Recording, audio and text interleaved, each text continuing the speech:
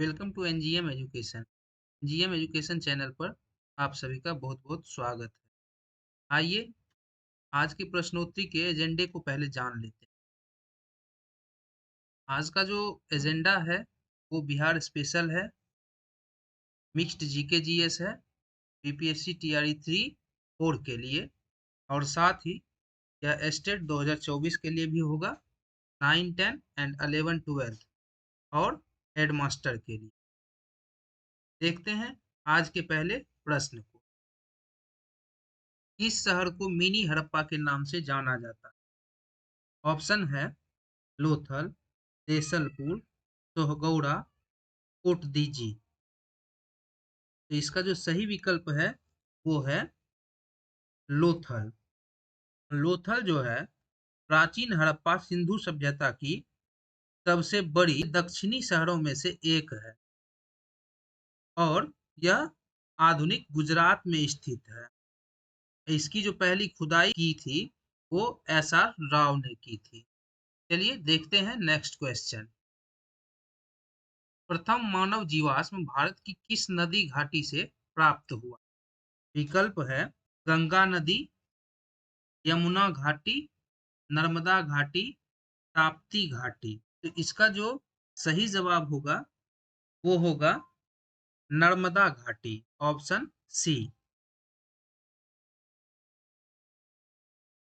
ये जो नर्मदा घाटी में भारत में मानव का सर्वप्रथम साक्ष्य अवस्थित है।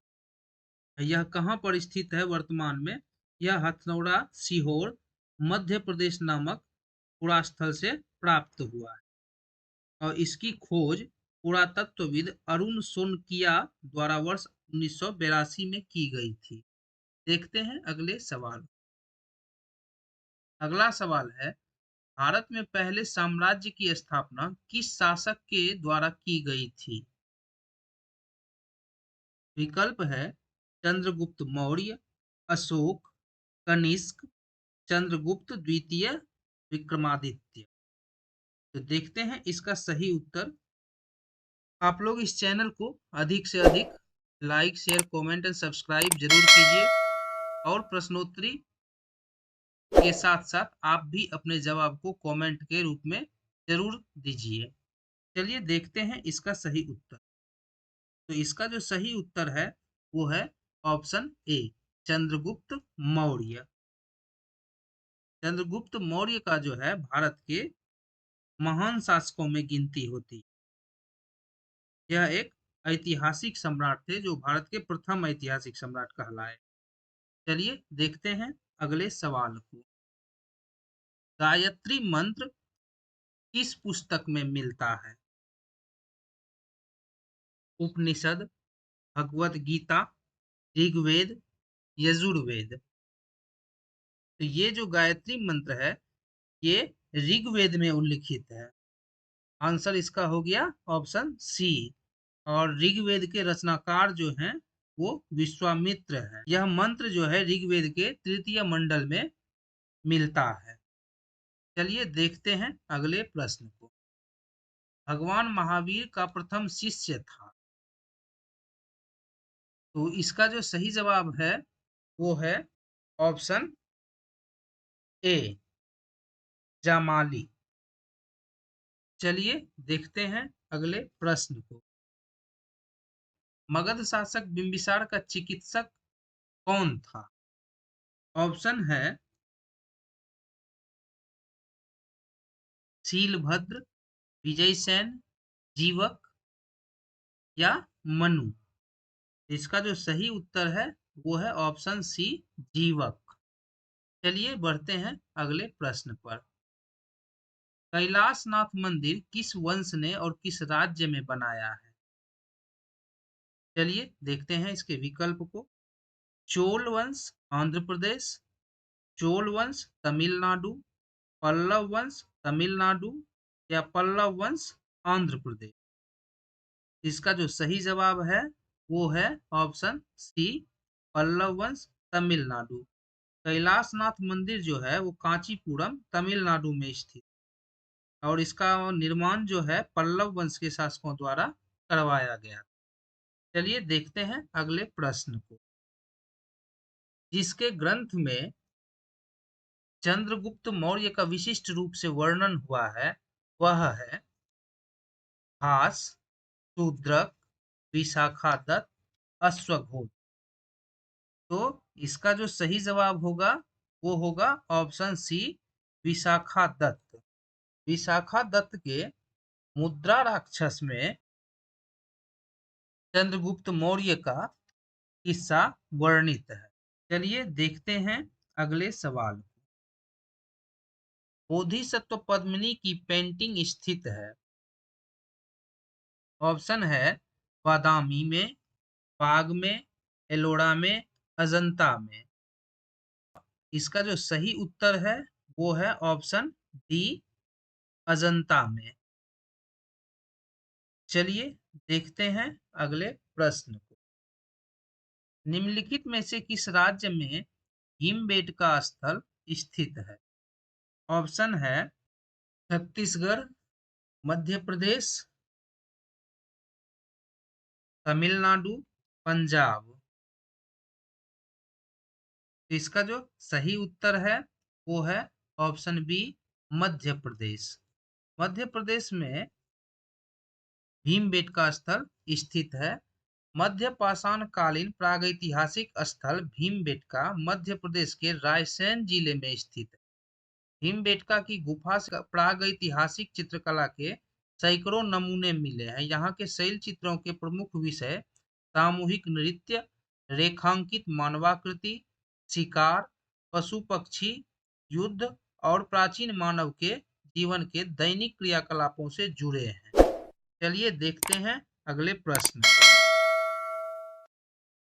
इनमें से किसने पहली बार यह व्याख्या की थी कि पृथ्वी के अपनी धुरी पर घूमने के कारण प्रतिदिन सूर्योदय एवं सूर्यास्त होता है?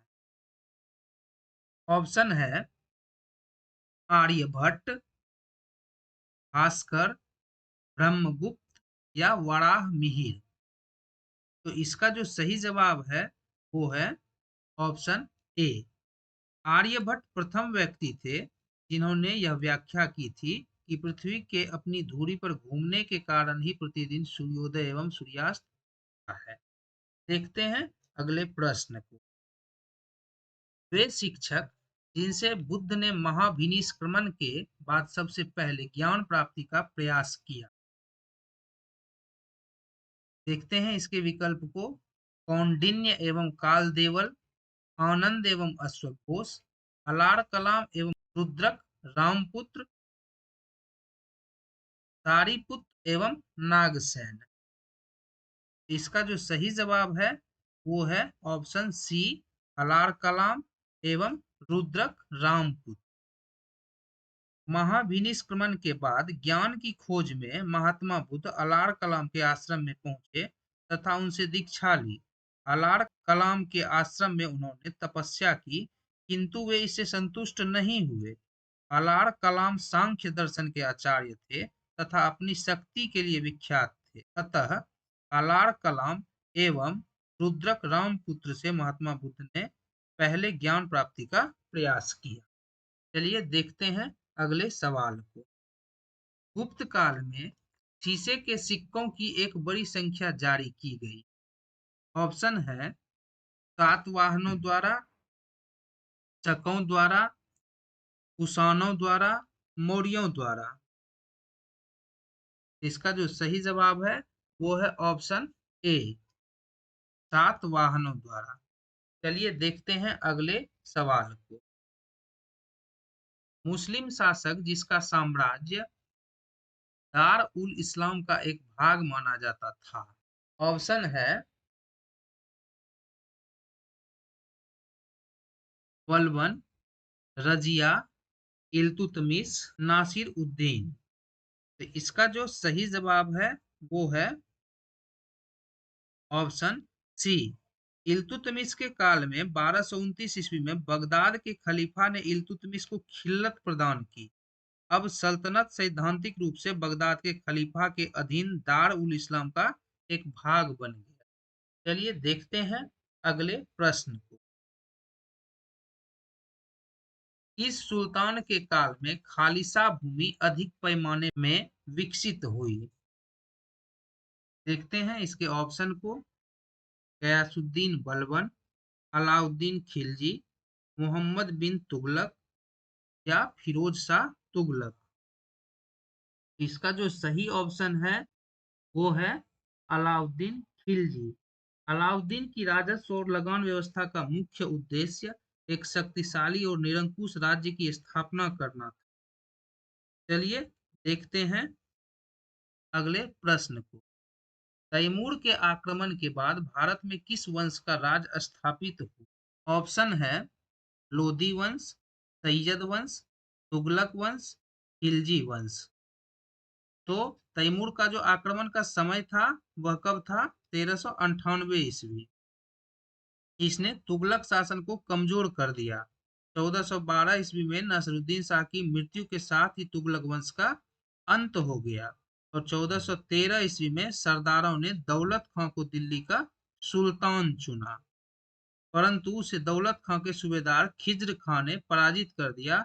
वह तैमूर द्वारा नियुक्त लाहौर का सूबेदार था। तैमूर के आक्रमण के बाद 1414 ईस्वी में उसने दिल्ली पर अधिकार कर एक नए वंश सैयद वंश की नींव डाली। आपको तो आंसर मिल गया होगा, ऑप्शन बी। चलिए देखते हैं अगले सवाल को। विजयनगर साम्राज्य का अवशेष कहाँ मिलता है? ऑप्शन है बीजापुर, गोलकुंडा, हम्पी, बड़ौदा। तो इसका जो सही जवाब है वो है हम्पी। हम्पी के खंडहर जो वर्तमान में कर्नाटक में अवस्थित है, विजयनगर साम्राज्य की प्राचीन राजधानी का प्रतिनिधित्व करते हैं। विजयनगर काल में बना विरूपाक्ष मंदिर यहीं पर अवस्थित है। हम्पी यूनेस्को की विश्व विरासत स्थलों की सूची में भी सम्मिलित है। चलिए देखते हैं अगले प्रश्न को। इस सुल्तान ने जमीन में फसल की नपाई का आधा राजस्व के रूप में दावा किया?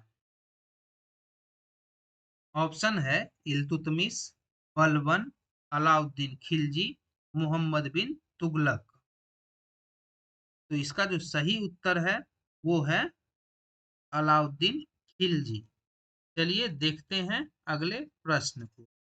दिल्ली सल्तनत के दौरान मुकद्दम या चौधरी का पद इस्तेमाल किनके लिए किया जाता था?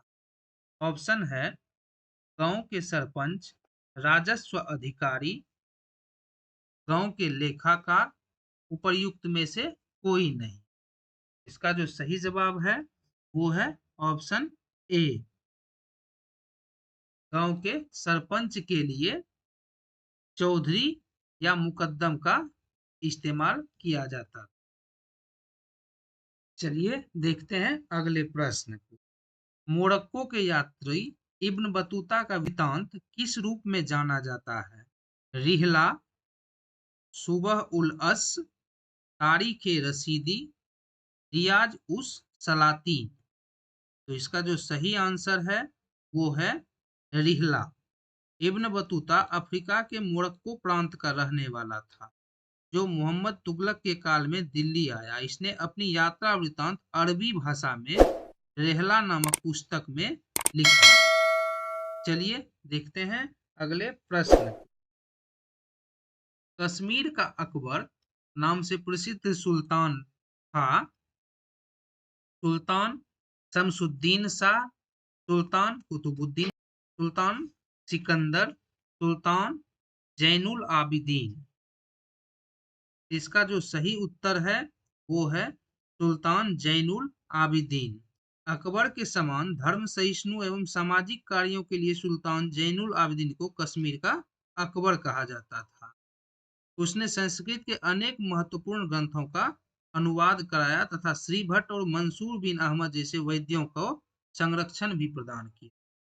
चलिए देखते हैं अगले सवाल को। अली गौहर का बिहार अभियान किस वर्ष समाप्त हुआ? ऑप्शन है 1761, 1757, 1764, 1759। तो इसका सही जवाब जो है वो है ऑप्शन डी। मुगल सम्राट अली गौहर ने 1759 ईस्वी में बिहार पर आक्रमण किया और पटना स्थित अंग्रेजी फैक्ट्री में राज्याभिषेक किया और अपना नाम शाह आलम द्वितीय रखा। इसके समय में ही पानीपत का तृतीय युद्ध 1761 तथा बक्सर का युद्ध 1764 ईस्वी में हुआ था। चलिए देखते हैं अगले सवाल को। ज्ञान दीपक नामक पुस्तक की रचना किस महान संत ने की थी? ऑप्शन है सलार मसूद गाजी, दरिया साहेब, इमाम साहब फकीह, उपर्युक्त में से कोई नहीं। तो इसका जो सही जवाब है वो है दरिया साहेब। बिहार के रहने वाले थे संत दरिया साहब, जिन्होंने ज्ञान दीपक नामक पुस्तक की रचना की थी। चलिए देखते हैं अगले प्रश्न। मुगल शासक के समय में सर थॉमस रो भारत आया था। बाबर, अकबर, जहांगीर, शाहजहां। ये जो है बीपीएससी में पूछा गया प्रश्न है 2022 में। चलिए देखते हैं इसका सही जवाब। तो सर थॉमस रोज जो ब्रिटेन के राजा जेम्स प्रथम के दूत के रूप में सितंबर 1615 में सूरत पहुंचा तथा जनवरी 1616 में वह अजमेर में मुगल शासक जहांगीर के दरबार में उपस्थित हुआ था। इसका सही जवाब क्या हो गया? Option C. चलिए देखते हैं अगले प्रश्न को।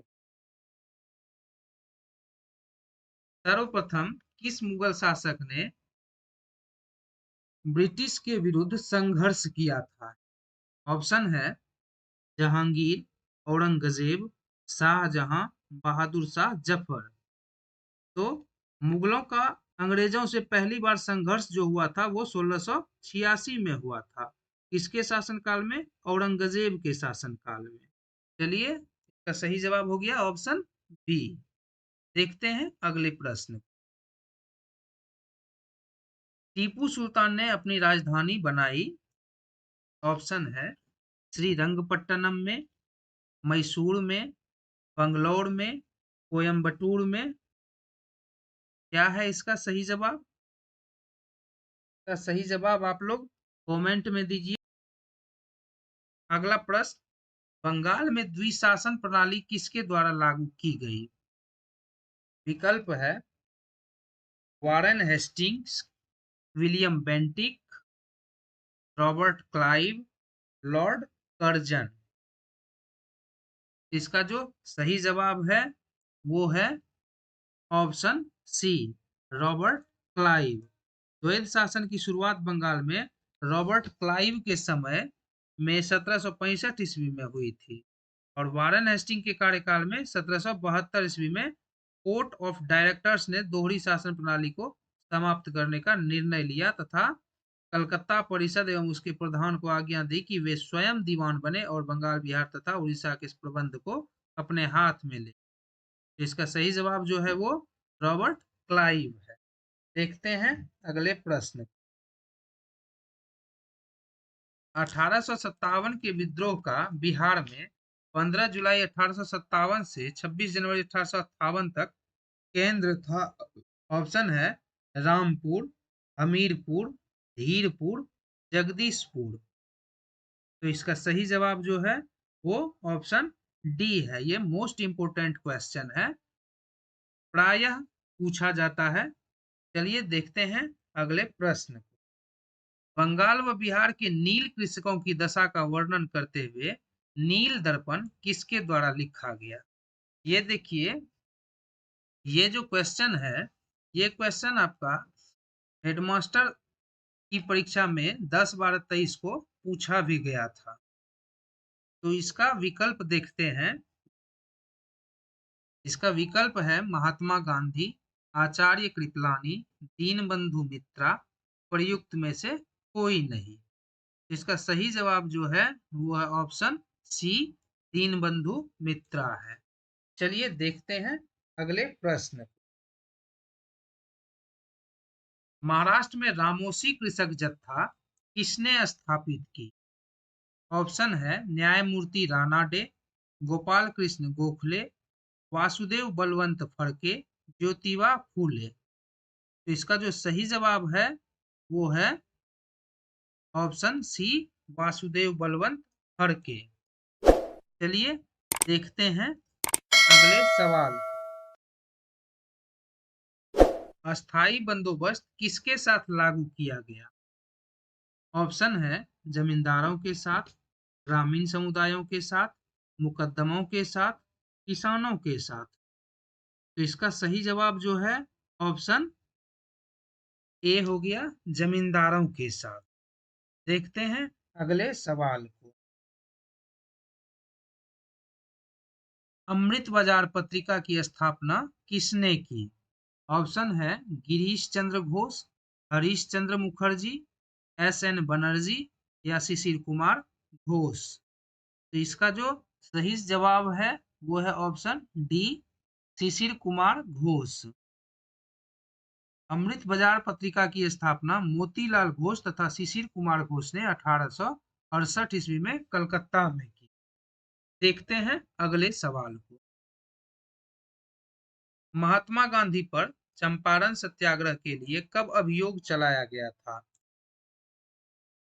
इसका विकल्प है 1916, 1917, 1918, 1919। सही जवाब जो है इसका वो है 1917, क्योंकि वर्ष 1917 में महात्मा गांधी पर चंपारण सत्याग्रह के लिए अभियोग चलाया गया था। गांधी जी का यह सत्याग्रह जो था, चंपारण सत्याग्रह 1917 का, यह पहला बड़ा सत्याग्रह प्रयोग, और यह कहाँ चलाया गया था? सबसे पहले अभियान यह चलाया गया था बिहार के चंपारण में। चलिए देखते हैं अगले प्रश्न को। पटना से प्रकाशित होने वाला प्रथम अंग्रेजी अखबार कौन सा था? ऑप्शन है the Indian Nation, the Bihar Herald, the Mirror, Hindu Patriot. तो इसका सही जवाब जो है वो है option B, the Bihar Herald.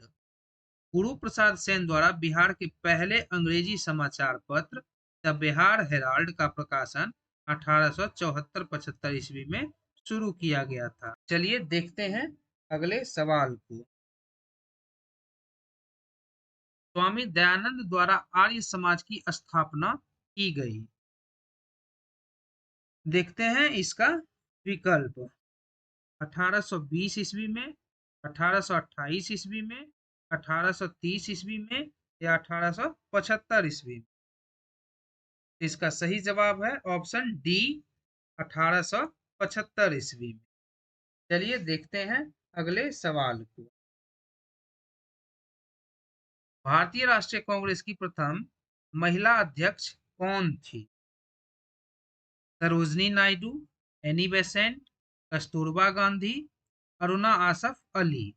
इसका जो सही जवाब है वो है ऑप्शन बी, एनी बेसेंट। चलिए देखते हैं अगले प्रश्न को। भारत में प्रथम जनगणना किस वर्ष प्रारंभ की गई थी? ऑप्शन है 1872, 1901, 1911, 1921। तो इसका सही जवाब जो है ऑप्शन ए है। अंग्रेजों के शासनकाल में आधुनिक शासन प्रणाली की सर्वप्रथम जनगणना लॉर्ड मेयो के शासनकाल में 1872 ईस्वी में कराई गई थी। परंतु जनगणना का क्रमवार आकलन अर्थात प्रथम नियमित जनगणना वर्ष 1881 में लॉर्ड रिपन के शासनकाल से मानी जाती है। तो का सही उत्तर ए बताया जाता है। चलिए देखते हैं अगले प्रश्न को। महात्मा गांधी ने भारतीय राष्ट्रीय कांग्रेस के किस अधिवेशन की अध्यक्षता की थी? ऑप्शन देखते हैं 1922, 1924, 1928, 1930। तो दिसंबर 1924 में बेलगांव में कांग्रेस के 39वें वार्षिक अधिवेशन की अध्यक्षता महात्मा गांधी ने किया था। तो इसका सही जवाब जो है ऑप्शन बी हो गया। चलिए देखते हैं अगले प्रश्न को। किसने कहा था कि 1857 की घटना का प्रारंभ धर्म के संघर्ष के रूप में हुआ था और उस घटना का अंत स्वतंत्रता संग्राम के रूप में? देखते हैं इसका option. Doctor S N Sen, Ashok Mehta, B D Savarkar, RC Majumdar. इसका सही जवाब जो है वो है option A doctor S N Sen. इनके अनुसार 1857 की घटना का प्रारंभ धर्म के संघर्ष के रूप में हुआ था और उस घटना का अंत स्वतंत्रता संग्राम के रूप में हुआ था। चलिए देखते हैं अगले सवाल को। ताना भगत आंदोलन संबंधित थे। ऑप्शन, ये जो प्रश्न है ये आपका बीपीएससी टीचर परीक्षा में 8/12/23 के दिन पूछा गया था 9th-10th के पेपर में। ताना भगत आंदोलन दलित आंदोलन से, आदिवासी आंदोलन से, किसान आंदोलन से या उपर्युक्त में से कोई नहीं। ताना भगत आंदोलन जो था वो एक आदिवासी आंदोलन। यह आंदोलन जो है छोटा नागपुर क्षेत्र वर्तमान झारखंड में वर्ष 1914 में प्रारंभ हुआ और इस आंदोलन का नेतृत्व जतरा भगत तथा तुरिया भगत ने किया था। इस आंदोलन को उड़ाव ताना भगत आंदोलन नाम से भी जाना जाता है। चलिए देखते हैं अगले प्रश्न। स्वतंत्रता, समानता और भ्रातृत्व की प्रेरणा कहां से आए? ऑप्शन है अमेरिकी क्रांति, फ्रेंच क्रांति, रूसी क्रांति या चीनी क्रांति। इसका जो सही जवाब है वो है ऑप्शन बी फ्रेंच क्रांति। 1789 ईस्वी में संपन्न फ्रांसीसी क्रांति निरंकुश अराजक राजतंत्र के विरुद्ध प्रतिक्रिया थी। इस क्रांति का सूत्र वाक्य स्वतंत्रता, समानता और भ्रातृत्व था। चलिए देखते हैं अगले सवाल को। भारतीय संविधान में मौलिक अधिकारों के विचार का संदर्भ किस देश से लिया गया है? कनाडा, आयरलैंड, संयुक्त राज्य अमेरिका, यूनाइटेड किंगडम। तो मौलिक अधिकार जो है भारतीय संविधान में संयुक्त राज्य अमेरिका से लिया गया है। इसका सही उत्तर हो गया ऑप्शन सी। चलिए देखते हैं अगले प्रश्न को। किसी व्यक्ति की अवैध हिरासत के खिलाफ निम्नलिखित में से कौन सी रीट लागू होती है? बंदी प्रत्यक्षीकरण, परमादेश, उत्प्रेषण लेख, अधिकार परीक्षा। 4 विकल्प हैं आपके सामने, तो इसका सही जवाब क्या होगा? इसका सही जवाब जो है वो है ऑप्शन ए बंदी प्रत्यक्षीकरण, हेबियस कॉर्पस। चलिए देखते हैं अगले सवाल को। भारत का राष्ट्रपति कितनी बार पुनः चुनाव के लिए पात्र होता है? ऑप्शन है 1 बार, 2 बार, 3 बार, कितनी भी बार। इसका सही जवाब जो है वो ऑप्शन डी है, कितनी भी बार। भारतीय संविधान का अनुच्छेद 57 राष्ट्रपति के पुनर्निर्वाचन के लिए पात्रता के बारे में। चलिए देखते हैं अगले सवाल को। भारत का कार्यपालिका अध्यक्ष कौन है? ऑप्शन है राष्ट्रपति, प्रधानमंत्री, विरोधी दल के नेता, भारत सरकार के मुख्य सचिव।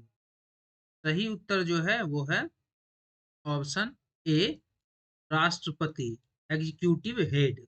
पूछ रहा है क्वेश्चन। अनुच्छेद 53(1) के अनुसार संघ की कार्यपालिका शक्ति राष्ट्रपति में निहित होगी, जिसका प्रयोग वह इस संविधान के अनुसार स्वयं या अपने अधीनस्थ अधिकारियों के द्वारा करेंगे। इस प्रकार भारतीय संघ का कार्यपालिका अध्यक्ष राष्ट्रपति होता है। देखते हैं अगले प्रश्न को।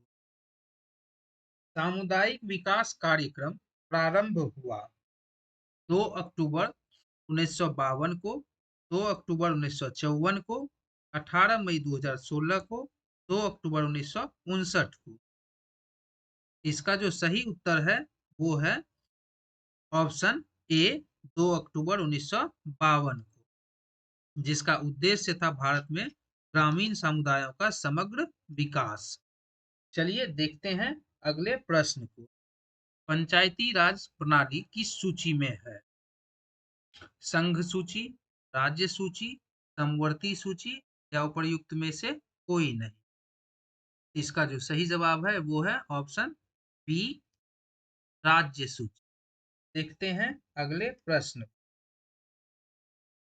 किस सभा का अध्यक्ष उसका सदस्य नहीं होता है? तो इसका जो विकल्प है वो देखते हैं।